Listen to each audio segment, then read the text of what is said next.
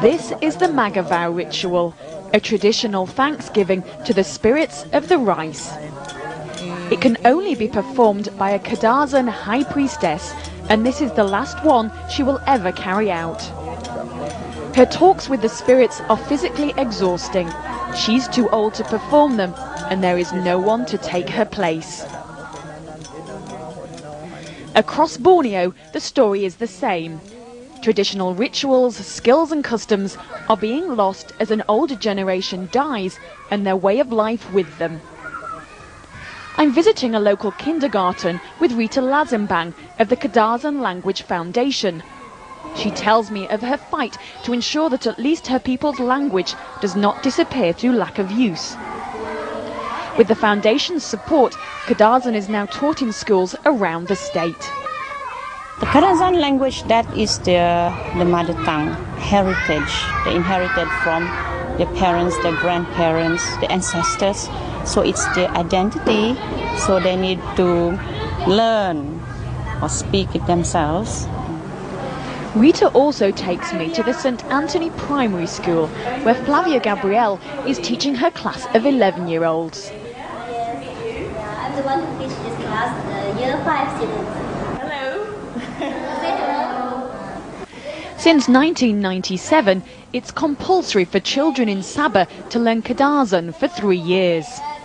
How difficult is it to teach your pupils KADAZAN DUSUN?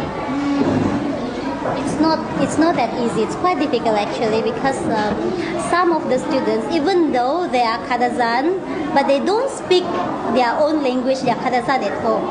So when they come to school, they speak, at home they speak Malay, right, and other languages like English or Chinese. So when they come here, they don't really know how to speak the KADAZAN, but they understand. The foundation is also trying to document the rituals and chants of the high priestesses. It's a tough job.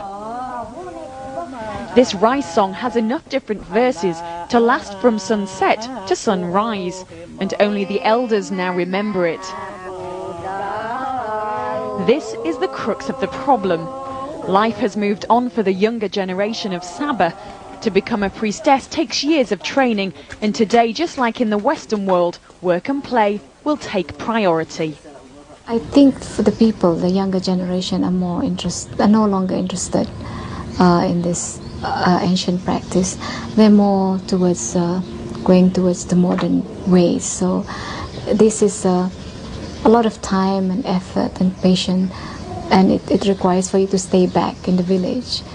And the young minds do not want to do that anymore. It will die out just like that. We would only have books to read and maybe the pictures that was taken off or film that's been taken off to relate ourselves to who we are as a KADAZAN. Emma was so worried about the rapid loss of her people's cultural identity that she opened this living museum for locals and tourists alike. It's quite nice and cool in here, isn't it? Because the ceiling's high and it's up high. Yeah, it's meant to be that way to keep the air out, circulating through it. And then here would be all the medicine, opening it up to the public to come and see. Is what I hope to give to the people, of how proud I am of our custom, our tradition, and how important it is for us to conserve it. The village is named Monsopiad after an infamous headhunting ancestor of Emma's. Above our heads hang the skulls of 42 defeated warriors, one tradition Emma's not so keen to preserve. In the 21st century, it's unrealistic to imagine that life for indigenous groups in developing countries will not change. This is true of the KADAZAN and thousands of other ethnic groups around the globe.